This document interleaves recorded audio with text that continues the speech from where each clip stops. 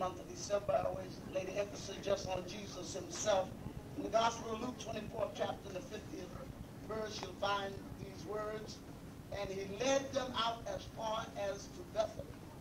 And he lifted up his hands and blessed them. And he led them out as far as to Bethany. And he lifted up his hands and blessed them. I just want to talk for a few minutes about being in the uplifting hands of Jesus.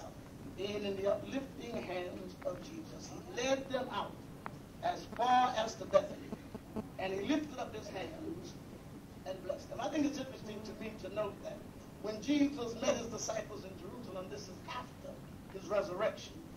And remember, he appeared to them in the midst, without opening a door, coming through a window. He just appeared to them in their midst with the word, Shalom, or peace be unto you. That while they were terrified, and the 37th verse certainly says they were afraid in that 37th verse, because they thought him to be maybe a spirit or a ghost coming back or something, to calm their fears and convince them of who he was. I think it's interesting to me that his first reaction was to show them his hands. In the 39th verse it says, behold my hands. Look at my hands. He did not go to any other part of his body. He did not try any other form of ID to these frightened people, because there, as he had told them, he would meet them in Jerusalem after his death, and they saw him die on the cross. Then all of a sudden, while they're gathering in Jerusalem, having a discussion among themselves, he all of a sudden, without opening a door or window, appears, almost through osmosis, he appears and says, peace be unto you. And they're terrified. The verse says they're afraid. They think it to be some kind of apparition, some kind of ghost or spirit of himself, in order to prove to them who he was. He does not go through a long discourse of anything. He simply shows them his hands. The hands that nails had already been driven through while he was on the cross.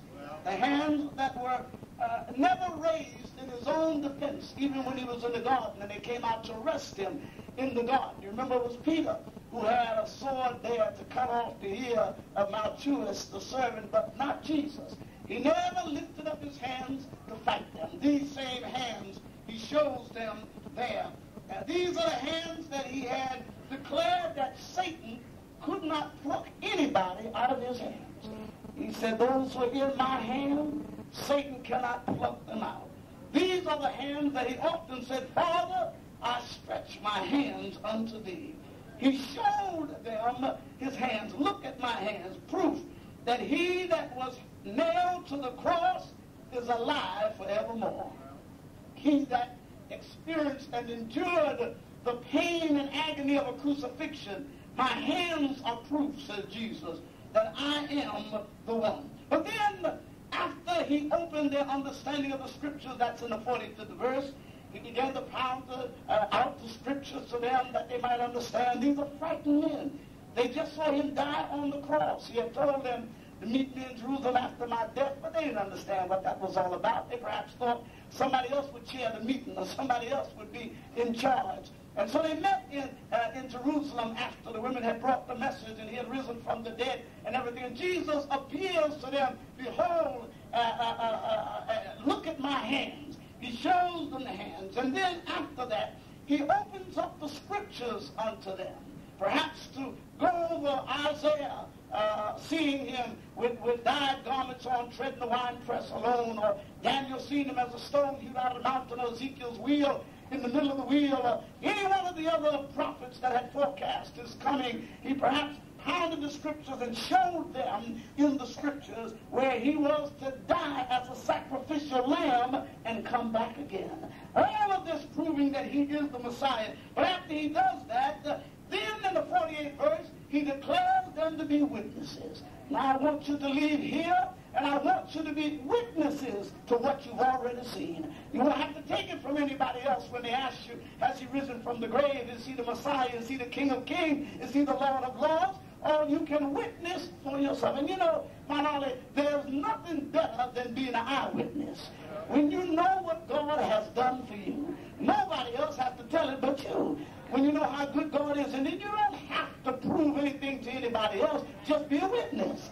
That you know he's a doctor, be a witness. witness. You know he's a lawyer, be a witness. You know he's been your friend in the time of trouble. Then don't be afraid to tell folks. Be a witness. I think one thing the young people did not inherit from the older people was that fire and enthusiasm for being a witness.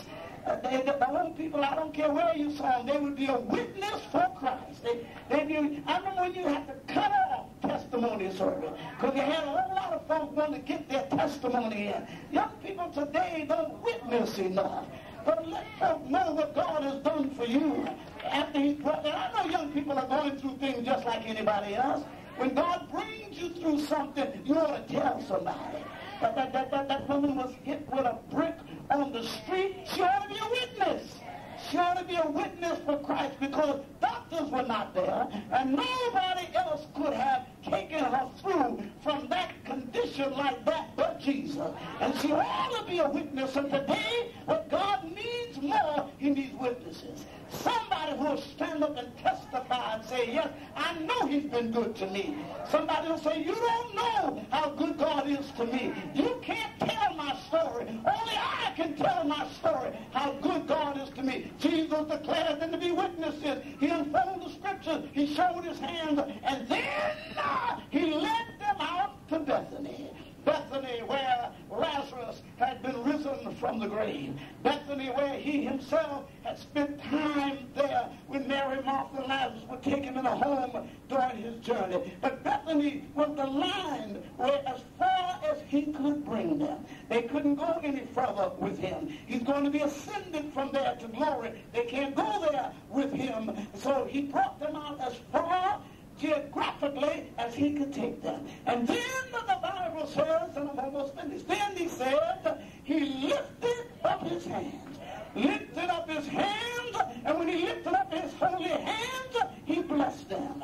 Well, I come to tell you that there's meaning behind that. The uplifted hand, there's meaning. Well, if I had time, I'd give you the research this morning that there's meaning behind the uplifted hand. If we had some Jews or rabbis here, and I might go over to Bible class sometime with our Bible class student, they would tell you what the uplifted hands meant. They'll tell you what it meant to lift up your hands to the Lord. To lift up one's eyes is to behold His goodness. To lift oneself up is another way that Muslims nowadays talk to God. But to lift up your hands to Him, and that's the reason why it's really not done by others. When the preacher used to lift his hands up for benediction, people weren't supposed to lift their hands up in the audience also, because you'd be throwing back the blessing that's being bestowed upon you. And therefore, but the lifted up hand, the elevated hand said, you are in the uplifting hands of Jesus Christ. You're in His hands then. And so these men, let me show you the picture, I'm almost finished. He leads these men out to Bethany, out to the line. That's as far as he can go. And now the ascension is coming. He's getting ready to go back to His Father who sent Him. He came from riches to rags for us. Came down, I want you to remember that in these next few Sundays, down to to be born in a manger, among poverty, among sheep and lamb and animals in a barn, because they had no room for Him at the end. There was no welcome mat out for Him. There was no place where people say, come right on in and have this child to Mary and Joseph. But they went in a barn, and that's where He's born. His first lifting up His eyes would be in a barn in a stable. But I come to tell you, Mount Ollie, He did that for us. Came down to poverty for us. He did it because sin required it. Sin had left the crimson stain, and only the blood of Christ would be able to remove that. But He came down for you, and He came down for me. That's why we got a great celebration coming up here, a great celebration of the birthday of Christ. Nobody stands on the level of Christ. Go tell Muhammad and Buddha, I'm sorry, but nobody stands on the level of Christ. But tell all those who come before, there's nobody like my Jesus. And I think what James Cleveland said, nobody can do me like Jesus. Nobody, not a friend like Jesus, not a companion like Jesus, not one who cares for me. Mother Hillard sings that song, nobody cares for me, not like Jesus. Mama cared, Daddy cared, friends care, the church cared, I love you.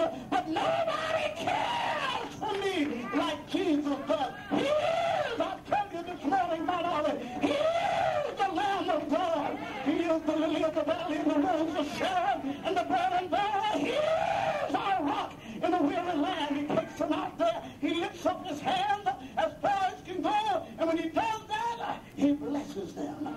He blesses them. He leaves them in his uplifted hands.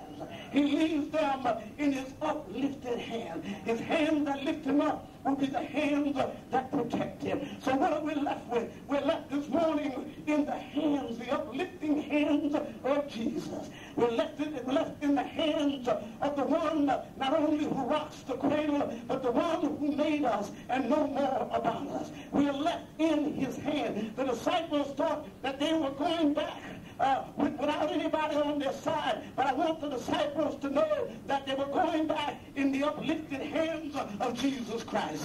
For that's what he had shown them when he brought them out and lifted his hands to bless them. He left them in his uplifted hand. That now when they feel down, they will be lifted up by Jesus. And they will never be left all by themselves. Now let me just cite this for you before I close this morning. What kind of journey are they going on? They're going on a mission to let the world know that he died for their sins, that he came here as a sacrificial lamb, went to Calvary, and never said a mumbling word, that they hung him high, and they stretched him wide, and they whipped him all night long, and they mistreated my Lord, because when they called themselves crowning him, they put on his head a crown of thorns, and when they did that, they cheered him and gambled for his robe at the foot of the cross, and people left him that day. And I often talk